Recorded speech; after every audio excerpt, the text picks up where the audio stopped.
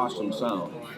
So, did you get that? No. All right. So, anyways, about 11 years old, I heard this band. I didn't know what they were playing, but they were playing Stormy Monday, the Allman Brothers tune. So, and it's like the fall of '71. And so I hear this music, and I'm like, what is that? I got to find out about that. Because we're kids with guitars, we want to learn how to play. So I find out, well, there's some band called the Allman Brothers, this Dwayne Allman guy. I'm like, really? Man, that's crazy. Who is that? I got to get them records. So we go out and find those records. And this was like in November. And it was like a week, 2 weeks, we find out he got killed. 2 weeks, before I learned even who he was. So being a young kid at that age, I kind of became a little bit like, damn, why'd that happen, So anyway, I go down and I start listening to these records, and I want to learn every note this guy played. It was everything that band did was just so outstanding. I mean, he was, and especially the sounds. And you have to realize the times. You're talking about 40 some years ago when electric guitars were relatively new, and he just had this amazing. The band had these amazing grooves, and I'm like, so I'd put the headphones on, and I'd just find every note until I could play everyone exactly like he would play. So that's where the music thing came. And by the time I was 15 years old, I was playing that stuff. So when I'd go out, I'll never forget there was a ad in the paper, a local band looking for a guitar player. I had no idea. I figured I'll just go and see what happens. And the guys hear me playing, they're like, yeah, when can you start? We got a gig tonight. And I'm like, okay. So there I am, 15 years old, playing in a bar, playing Dwayne Allman licks. It's like, it was incredible. And I'd play those songs, like the solos, the way they played the solo. So I got noticed as a player. And so I kind of had a passion for the music. But as a lot of young people do, by the time I was 20 years old, I had been doing that bar thing for a bunch of years, and the music guys I was playing with, they were all, living off women, and they were drug addicts and all that stuff, and I didn't want any part of that life. So I decided to do the music thing backwards. I said, you know what, I'm going to go make money first. I'll do music as a hobby. I've never had any aspirations of being a rock star or any of that shit. That's not anything that's for me. So as I got to be older, I got married when I was like 20 years old, so I stopped, totally playing. I didn't even own a guitar for a number of years. But then, I heard the Greg Allman Band came out. It was like 1985 or 6 or 7, I don't remember, it was one of those years.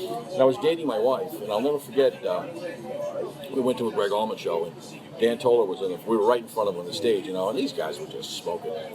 So I said to her, I don't know how, but some way I'm going to be in a band with that guy one day. And she just looks at me, yeah, right. So, of course, that happened years later. Not that many either. I think it was 94 I met him. And, anyway, in that time, I went out and bought guitars again and Marshall amps and all this stuff and started playing this. I started playing an Allman tribute band.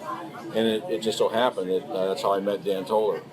And, we became the best of friends and wrote a lot of stuff, made some records together, played on a lot of stages with him. The first night I met him, as a matter of fact, I went out and jammed with his band, and I started playing his lines, and I'll never forget, he's looking at his brother Frank, he's like, who the hell is this guy? He thinks he's me, Matter of fact, I said that at his funeral, I did the eulogy, and it was just, he got a big kick out of it, so we started just writing stuff, and then played all each other's songs and stuff, and there we go, we made records. It was fun. So, anyway, today, why the band? It's kind of like it's a hobby passion for me. It's not anything. I don't have to make money playing music, but I love music. Music is my whole life. And growing up listening to that type of stuff, and I wasn't just into the Allman Brothers. Greg Allman, without question, is my favorite artist. Because of the power and he's not just a singer, and it's not that he's a virtuoso of a musician, but he's one of those guys. He plays a chord. It's like the guitar player that kills you with a note. He plays a chord always in the right place, the coolest chord that there is. For whatever it is that he's doing. Just the slickest grooves you can imagine. And so I kind of grew up with that, my whole life since I was a little kid when I learned about that. And you can hear that in how I produce songs, and you can hear it in how I play. Even if we're playing with jazz players, you can hear the Allman influence. You can absolutely hear Dan Toller in my playing. I've played with the guy for 20 years. So you can, there's that, it's there. And it's just, so... But I also was influenced by the jazz guys, Larry Carlton, Lee Ritenour, Tower Power, and that's why we have horns in the band, because I like that thing too. I'm a big thing on the vocal thing. Allman Brothers, it's the same thing. They've always got killer vocals and killer harmonies and all that stuff. Those guys could sing. So for me, it's kind of not. It's not about a dream or anything like that. It's more of a hobby, passion that just happens to be. I'm good at marketing. I'm successful at everything I do. So even when I had the tribute band, in the Allman Tribute Band, I mean, we made a ton of money. We were getting sometimes as much as $6,000 a show back in the early '90s, when bands would play for $300. We sold out the train station in Tuscaloosa, Alabama. I don't think we did it. We did a door gig down there. We drew 1,100 people. We never got a door gig again. They're like, oh no, we're giving you guys a flat fee. Yeah. Who doesn't want? Everybody doesn't want the door. We'll take the door. No. We got you guys covered. I'm like, yeah, okay. So it's pretty interesting, some of the things that happened over the years. But anyway, now what's happened is we've managed to put together some really fantastic players.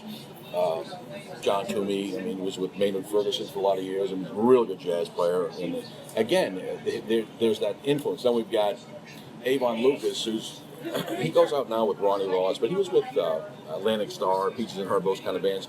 But he's not really he's really a jazz player. Plays a 9-string instrument, which is something I never even saw until I met this guy. And like Stanley Jordan with the fingers on both of the, on the 2x8 neck. Yeah. And between him and Johnny McKnight, it was probably without question, one of the best drummers I've ever heard. Those three guys, that's a whole section all by itself. I had Paul Lieberman from JMO's band. The horn section, they're just smoking. And I play the guitar. And we got great singers, Johnny Townsend, and this local guy that nobody knows about, Tony Green, who's like a cross between. I think he sounds a lot like Larry Braggs, from Tower Power. Yeah. And he sounds a lot like Luther Vandross. And so if you can imagine a cross between that and put all that together, you got one hell of a tour de force. One hell of a mix. And as I said before, you can put sometimes a bunch of really good players in a room and they play, and it sounds fine, but there's other times you put a few guys together and you get this magic thing going on, kind of like the Allman Brothers did. That's what we have. It's really when you can hear it in the songs. It's just amazing. The grooves are incredible. The playing is incredible.